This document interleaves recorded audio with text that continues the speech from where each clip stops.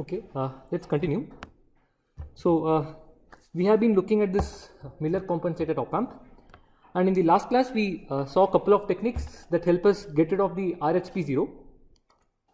So the simplest technique is the following: you go and add a resistor in series with your compensation capacitor, and if you choose this value to be exactly equal to 1 by GM2, the 0 goes to infinity, you are fine.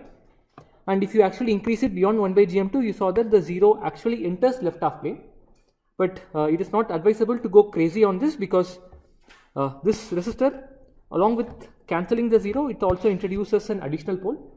So increasing the value of the resistor makes the other pole come closer. That might be a problem. The other popular technique is the Ahuja compensation, where the idea is the following: you recognize that the 0 is arising in the first place because you have a feed forward conduction through the capacitor, but for Miller effect you just want feedback. So anything that you do that kills the feed forward conduction through the capacitor, that will get rid of the 0, and that we did it using this current buffer here, which ensures only feedback is there and there is no feed forward conduction. And the simplest realization is this. So this is what we are looking. So here, if the GM of the current buffer is infinity, then this is an ideal current controlled current source. Then it turns out there will not be any 0, and you have two poles. One is the low frequency pole as usual. The other pole also we can find out as before. Now when you consider the effect of finite GM, then things are a little bit non-trivial. So it turns out now you have a 0, but the 0 is in the left half plane, which is fine. But it turns out you have only one real dominant pole, which is the same Miller effect pole. Now the other two poles can be real or complex, and if you work out the condition based on the discriminant value, it turns out for the other two poles to be real, one condition is that the GM must be very, very large, which essentially translates to the old case that GM is infinity. So in many cases where you can't have a very large GM here, the other two poles will eventually be complex conjugates. And I gave you a very qualitative explanation for that. The understanding is the following: if I just look at this part alone, now at very high frequencies, the current pushed in by the transconductor, instead of going through the current buffer, it prefers to flow through the capacitor. So which means this fellow has stopped working like a current controlled current source, because if this were a good current controlled current source, it would have stolen all the current, but now it's not happening. So instead of behaving like a CCCS, it is behaving like a reasonable voltage controlled current source. And whenever you have this structure, you can show that this behaves like an inductor. So you have this RLC combination that results in the complex conjugate. Right? So this is where we stop. Let's continue. So of course, as of now we have only looked at the block level implementation here. So we can make the circuit level implementation. So in the interest of time, I will directly show the circuit. So pay attention to me. After the lecture, you try to sketch it yourself. That's the only way to judge if you truly followed it or not. Okay.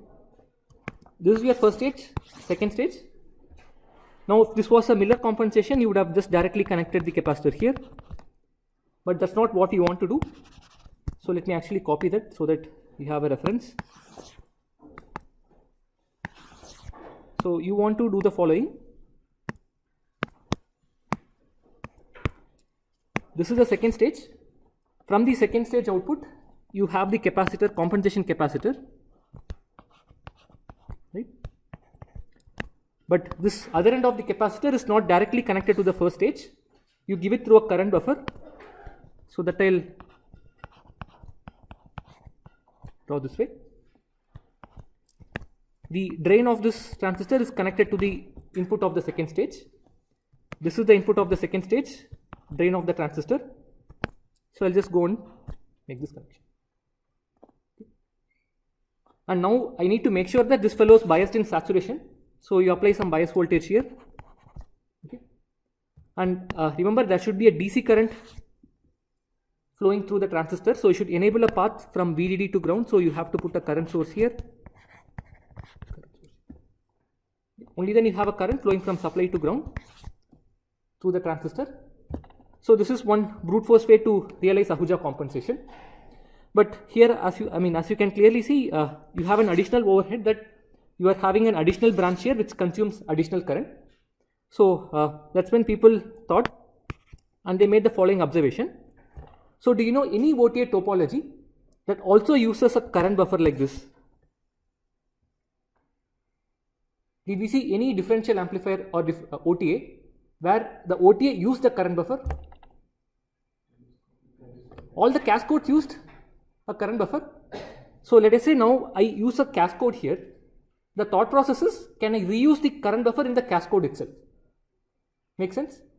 And it's doable. So I am just showing this again. Telescopic Cascode. So again, just pay attention. You try to draw it yourself. That's the only way to judge if you followed it or not. Okay. Second stage, no confusion. So I'll again put the block level understanding.